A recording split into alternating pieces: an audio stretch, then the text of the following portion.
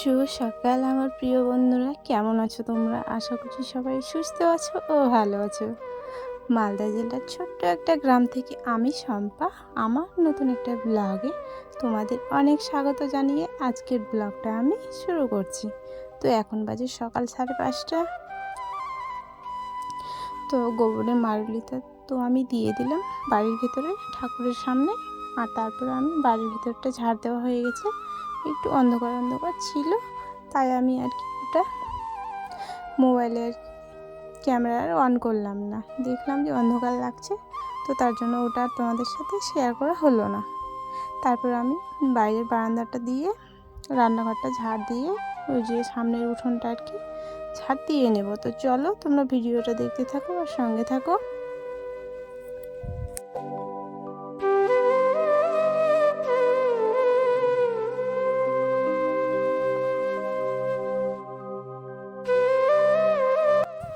তো এখানে যে গরুগুলো বাঁধানো আছে, তো ওখানে প্রত্যেক দিন না ঝাড় দিতে হয়, না হলে নোংরা হয়ে যাবে জায়গাটা।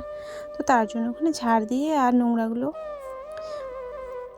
তুলে নিয়ে গিয়ে ওগুলো আমি ফেলে দিয়ে চলে আসলাম। এসে এই যে ঝাঁটাটা আর কি ধুয়ে নিলাম আমি। তো আমার ওইদিকে তোমার থালা বাসন ধোয়া হয়ে গেছে, মা করেছে ওগুলো। আর এইদিকে তোমার আমার বাকি আছে ঘর লেপা। তো আমি রান্নাঘরটা আগে লেপে নেব, তোমার দাদা ভাই আজকে সকালে কাজ করতে যাবে, তো তাড়াতাড়ি করে রান্না করতে হবে। তো তার জন্য রান্নাঘরটা আর কি আমি আগে লেপে নেব।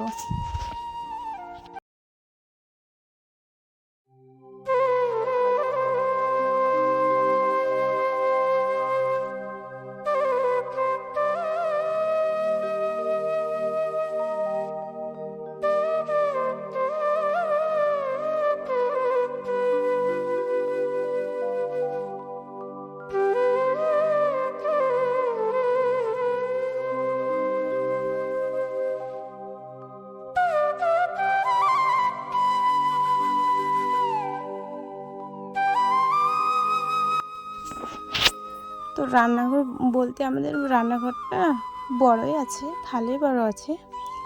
তো চারিদিক দেখেছো সব কিছু যেন অগোছালো হয়ে আছে, তো এইভাবেই থাকি গো। সেরকমভাবে আমি গুছিয়ে আর কি উঠতে পারি না।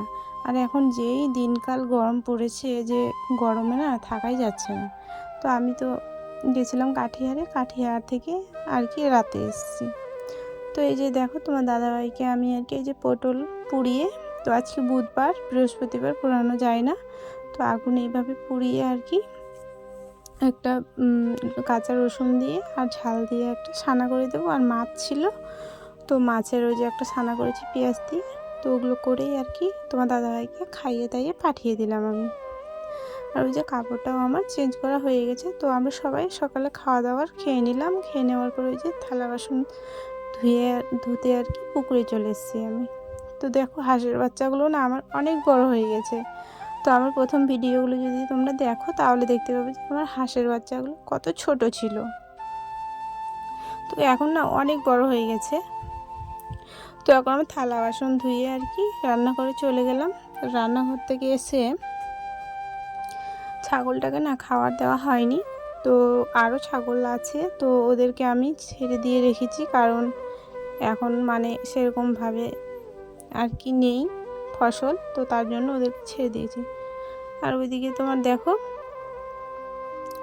এইদিকে ফুলের গাছটাতে এত ফুল ফুটেছে যে তোমাদের না দেখিয়ে আর থাকতে পারলাম না গো।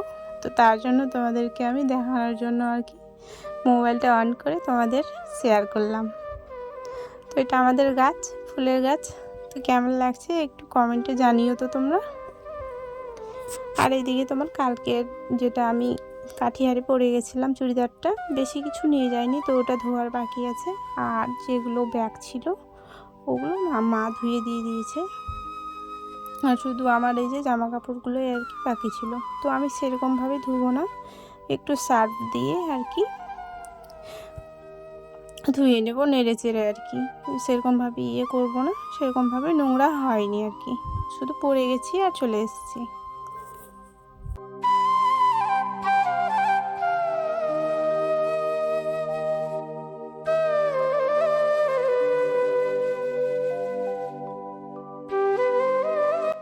তো এদিকে তো আমার দেখো আমার কাপড় ধোয়া হয়ে গেছে, তো কাপড়গুলো আমি আর কি বাসে মেলে দেব।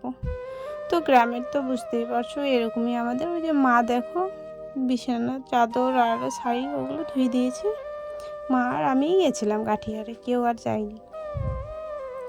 তো মা এদিকে পুজো দেওয়ার জন্য জল নিতে গেছিলো আর কি। তো চলো আজকের ভিডিওটা আমি এখানেই শেষ